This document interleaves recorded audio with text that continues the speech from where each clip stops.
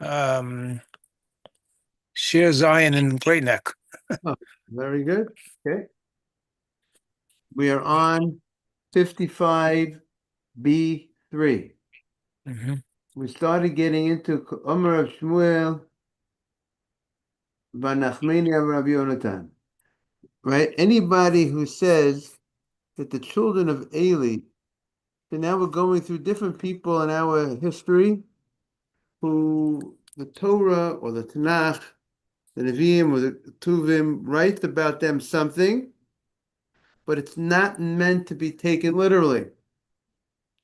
It's written about them in that way to teach us a lesson that maybe in Hashem, God equated that act as if God looked at what they did as if they did that sin. Or there's some, even though they didn't do it, but you could be credited with something that's almost similar, equal to something you did, even though you didn't do it. Like we said, morning Aaron, like we said, if you're able to go ahead and protest against somebody, someone who does something wrong, and you don't say anything, they did it wrong, they did the sin, you didn't do the sin, but you could be credited. It's like you could be credited with the sin in a certain sense because you could have prevented him from sinning. So that we have such a phenomenon that you could have such a thing equated. So too, we said that's why you could write somebody slept with somebody even though they didn't, but if we looked at it in God's book as if they did in a certain sense. So that's Basically, you're responsible for letting them know they're doing something wrong. right, exactly. And even if you have to tell them 100 times, it says even 100 times, whatever, as many times. No, you gotta go tell them they're doing something wrong. But here we're going to say, look what we're going to say over here. In the art scroll, it's 55B3 on the first column towards the bottom, second to bottom paragraph.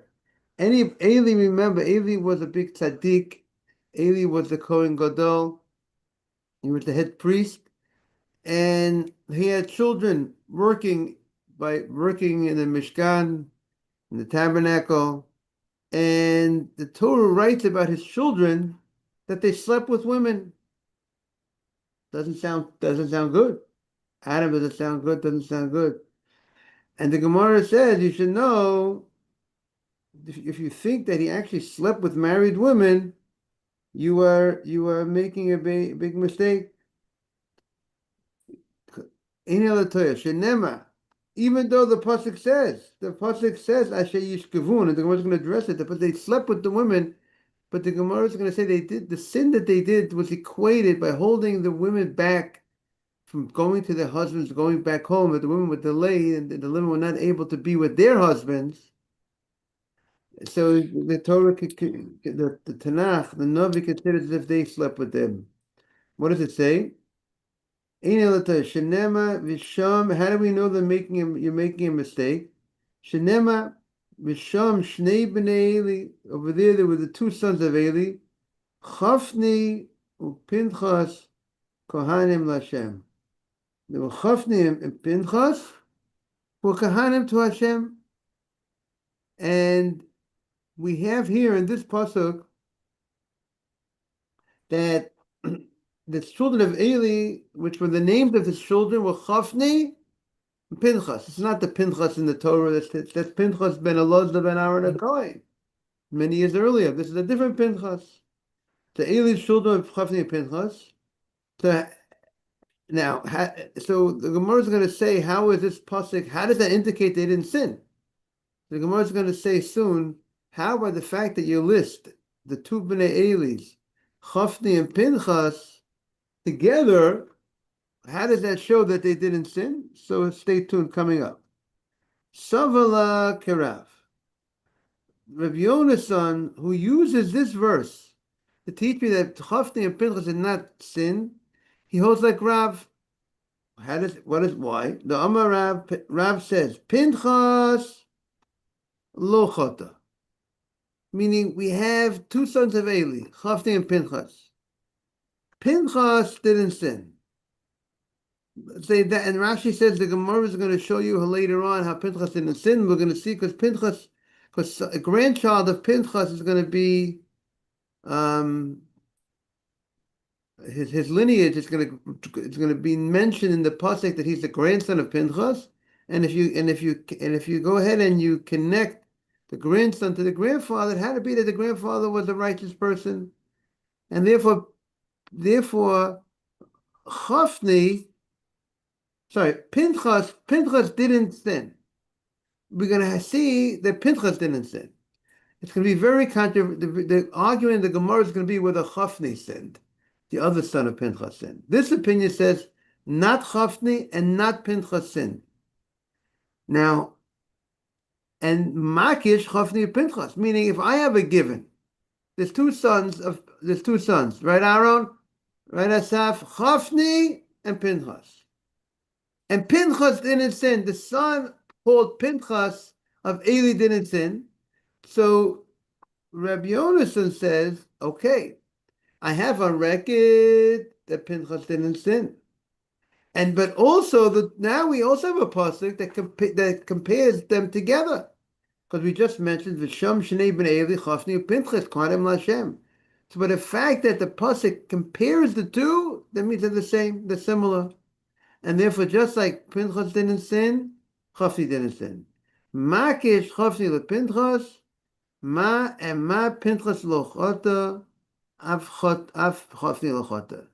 Pinchas didn't do a sin. He didn't sleep with the married woman. So since Chafni is connected to Pinchas, is compared to him, you wouldn't put them together. You wouldn't put these two people together unless they're equally great, equally didn't sin. If they sinned, the pasuk would not have like you don't put the Russia with the tzaddik together. The pasuk would not have written them together, compared them. Elamani mikayim, oh Rabbi, you're telling me they didn't sin, but how do you explain the pasuk where it says that when Eli was very old, it says he heard what his sons did. He heard that his sons slept with the women that came to the Ohel Moed. Asher yishkevun et anashim. He slept with those women, which sounds like they sinned. No, the Gemara says, mitol sheshahu et kinehem. When the ladies had babies, and they brought their korbanot, the birds that they needed to bring for the korban, and then they would go back home, and what happened was they delayed. The children of Pinchas, of Eli, Chafni and Pinchas, they didn't act with alacrity. They refused to bring the offering so fast. So when the women who gave birth, or women that were zavot, or women who had irregular periods, and they had irregular periods, let's say a few days in a row, and they became contaminated as a result of that for 7 days, and they needed to bring korban, and they needed to bring an offering. So they would come from distant places to Shiloh. That's where the Mishkan was for many, many years, in the days of Eli, to bring their korbanot. And Chafni and Pinchas were very hesitant to bring korbanot, and the women did not rely on, just leave the birds there and rely on them that they will bring, that the Kohanim would bring them. They couldn't rely on them, and they waited, and they waited until they saw that their korban was brought, the offering was brought. And as a result that the offering was brought, then now they could eat, now they could touch kachim, they could go into the courtyard of the Mishkan until the offering was brought. They were not able. Their process of purity was not complete. Even though they went to the mikveh, they needed to go ahead and have the korbanos to enter the courtyard of the Mishkan, and to be handle holy things, to handle kachim. Therefore, the pasuk says, because they held them back from going home and being fruitful and multiplying, they could have They held them back. So they like took away the ability to be for these women to be intimate. So instead of so it's like it's so we consider that like instead of them being intimate with their husbands, right? These people these children of Eli held back the intimacy. They controlled the intimacy by holding them back, and therefore the Torah says it's like they the husbands weren't able to be intimate, so and we consider it as if they were intimate with these women, and which is a terrible sin to equate. Meaning the Torah is very strong about here we have women, married women, who are bringing offerings, and because people held them back from being fruitful and multiply with their husbands, we considered as if they slept with them, which is a terrible, terrible sin. But they didn't. But obviously, but Pinchas and Pchavi didn't sleep with the women. What they do, they held them back, and holding the person back is considered as if they slept with them. So that's what the Gemara is saying. Mitoch, I'll see it again. Mitoch, Sheshowet Kineim, they delayed the bringing of the bird. At this week's Parsha, we have the Shiluach Hakan, sending away the mother bird. These Kineim is referring to the birds. Shilhochu, not about the mother bird, just birds that they brought as the offering. They didn't go to their husbands. It is as if they slept with them. Now, Gufa. The pasuk says, Amar Rav.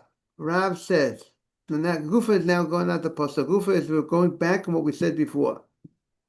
We said, Amar Rav. We said Rav says Pinchas lo chata. We have that Rav said that Pinchas didn't sin, and Rabbi Yonasan says that Pinchas didn't sin. His brother that's compared to him also didn't sin. Pinchas lo chata. Shenema, as the pasuk says, V'achia. How did he know? Now the Gemara wants to know, how did he know that Pinchas didn't sin? Zvachia ben Achitov, Achi Ichavod, Achia, the son of Achitov, right? He says, we're listing now the descendants, we're going to be listing the grandchildren of Pinchas, and it says, Achia, the son of Achitov, Achi ben Achi again, Achia the son of Achitov, Achi Ichavod, the brother of Ichavod, ben Pinchas, who's the son of Pinchas, and Pinchas, who was the ben Eli at Kohen Hashem, who was the son of Eli, right? So we have Achia, right? Ben Achitov. And he's also listed as the son, the grandson of Pinchas. Right? So now, if you're listing his lineage and you're tracing the son to the grandfather, Efsha Ba Kasuv Liyado is a Efsha Chait Ba Liyado. Is it possible that Pinchas actually, if he actually slept with this married woman, one of the big sins of the Torah, violating the 10th commandment, and the pasuk is going to go ahead and include him in this honorable lineage of his grandson. You know, here he has a grandson who's doing great things, right? That Achia, who had the honor of wearing the ephod, the special garment, one of the special 8 garments of the Kohen Gadol, and also mentions that Achia was the grandson of Pinchas. If his grandfather was a wicked man, he wouldn't be given the honor of listing the grandchild connecting to him. He has a grandchild who seems to be getting great honor. We're not going to connect the grandson to the grandfather if the grandfather is a Rasha. The grandfather slept with the married woman. So, because the pasuk um,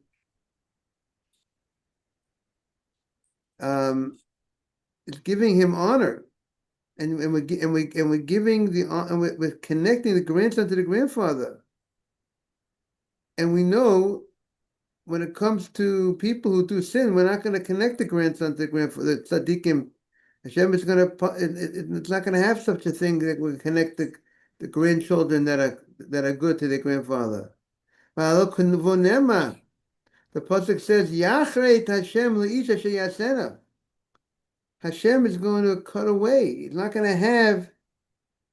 Hashem is going to cut away the having children, grandchildren that are righteous. Erev onam me'ole Yaakov u'magish mincha Hashem svakot. See over here, if we see the commentary on this pasuk over here. Well, let's see. But so therefore, the Gemara is saying it can't be. This rabbi is of the opinion it can't be that Pinchas is going to be the one to have sinned, because if he sinned, we would not have had his grandson connected to his grandson who was righteous. All right, so the Gemara says,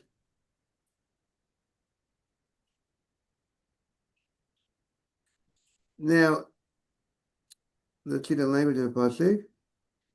Now, the Gemara is going to explain this pasuk, right? It says, look for Nema. It says in Malachi, it says about a person who sleeps with a non-Jewish woman. I'm Jewish, sleeps with a non-Jewish woman. Good morning, good to see you. Boker Tov, how are you? Good to see you. Or if someone sleeps with a zonah, with a woman who's forbidden to him, like a married woman, Yachrit Hashem liish asher yasena. Hashem is going to cut off the person who does the sin, Erev oneh me'ole Yaakov, from the tent of Yaakov, u'magish mincha Hashem svakot. The Gemara is going to say he's not going to have a person who sleeps with this woman who is forbidden to him. He's not going to have a child, a grandchild, a descendant that's going to bring korbanot. And we see that the grandchild did bring the korbanot to Hashem. And what does the pasuk mean? The Gemara now analyzes the pasuk. Im Yisraelhu, if the one who committed the act of adultery, you have the places everywhere. If he's a Yisrael, if he's a regular good Jew, not a Kohen, lo yileh b'chachamim. He will not be sharp to understand and to teach among the rabbis. He won't be able to develop that harifut, that sharpness, to understand, to be able to say halacha among the rabbis. That will be like the punishment, which seems to be that, you know what, Hashem gives every person the gift to be able to be smart, the gift to be able to be sharp, the gift to be able to figure out halacha. But this person who, if he slept with this woman that's forbidden to him, Hashem is going to take away, not going to give him that gift, and therefore he won't be sharp among the rabbis. And not only that, he won't be able to answer questions of students. He'll have students if he's teaching Torah. If he had people, he won't be able to answer questions. Why? He won't be given that siyata d'shmaya. A person needs to be able to have special divine help to be able to give the proper answers to questions. And this person will not be able to. We see amazing thing how the wisdom of the person, the Torah of the person, is dependent on his actions. That if a person doesn't act properly, he can be removed. He won't be able to do certain things that a rabbi, that a chacham is able to do. The Kohen and if the person, the adulterer who committed the sin, is a Kohen, Lo yelo ben magish mincha. He won't have a descendant that's going to bring a korban. And here we have the pasuk connecting the grandson to his grandfather, and it says that he brought a mincha, that the descendant of Pinchas brought korbanot, was offering korbanot, was actually Kohen Gadol. Elalav shmamina, we see that it has to be Pinchas lo chata. Pinchas didn't sleep with the woman. That's what Rav says, and Rabbi Yonasan holds like Rav. And now, Rabbi Yonasan's chidush is, since Pinchas didn't sleep with the women, and Chofni is connected to Pinchas, therefore therefore Chofni also didn't sleep. So the Gemara says, what do you mean? Ela Ksiv, it says in the Pasuk, Asher Yishkavun, plural. So the Gemara says, Yishkavein, it's Yishkavein. It's Yishkavein Ksiv. That's the singular language. It's not, now, what is Ashkevein, now what is he, now, the Gemara is saying that this rabbi holds, now the Gemara is now, you're telling me that Pinchas didn't sin, but it says Yishkavun, it says that they sinned, and the Gemara is now hold, this opinion is saying Yishkavun Ksiv, that who is, it does Ishkavein, it doesn't say in the plural, it's read in the plural, but it's written in the singular, Yishkavein, that that slept was in the singular, meaning only one of them slept. Who is the one who slept? That is Chafni. That this opinion is holding. Now, until now, we said Rabbi Yonasan holds none of them sinned. And now the Gemara is saying now there's a different opinion that says that Chafni actually sinned. Meaning, let's see. So the Gemara says, now, so meaning Rav, meaning this Rabbi Yonasan, and Rabbi Yonasan is Rav. Rabbi Yonasan is the one who said that they didn't sin. But I think they're learning that Rav could hold that yes, Pinchas didn't sin, but Chofni sinned. And that's how the Gemara says, it says Yishkavun, no, it says Yishkavein. Yishkavein in the singular. Good morning, good to see you back. We miss you. Hard for me to get up. What are you looking for something? No, I just wanted to make some space. Oh. Yishkavein Ksiv. Ksiv al Banai.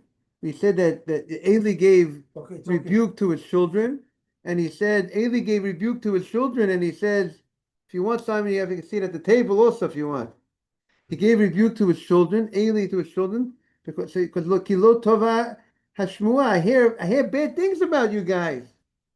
So it says, but it said in the plural. So the Gemara says, Amram Nacham Yitzchak B'ni Ksiv. It says it's written B'ni, my son. Both of them didn't do the sin. Only one of them did the sin. Talking about Eli's children is not a question did they sin or not. Everyone agrees Pinchas didn't sin. Eli's son Pinchas. There's an argument whether his son Chafni sinned. B'ni Ksiv Mavirim. The pasuk says you Mavirin Am Hashem. In the plural, you are making the people transgress. You're causing people to transgress, to do something wrong. It's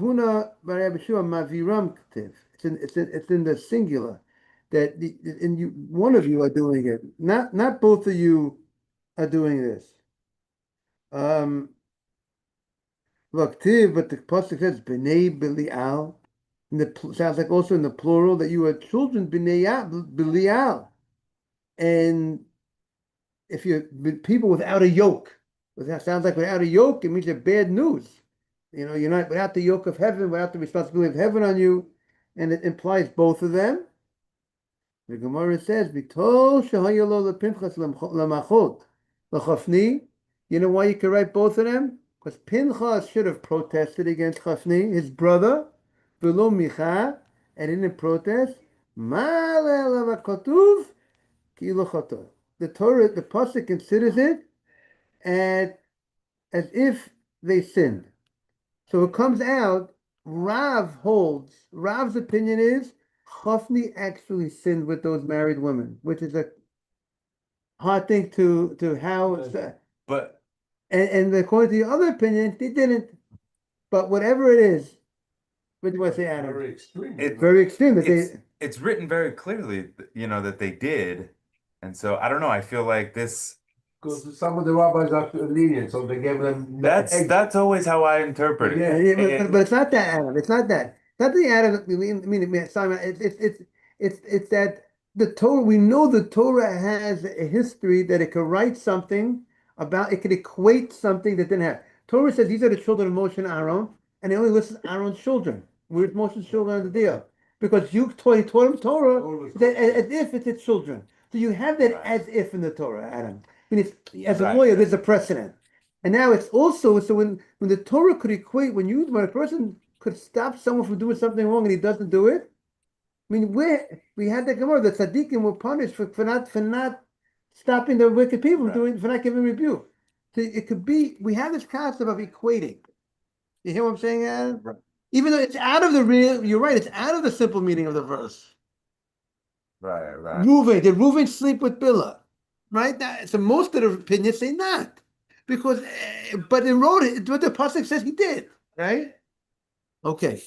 I'll find out one. Yes, exactly. Ralph, if you want to, we'll close the meeting and join in. We'll join you in right now.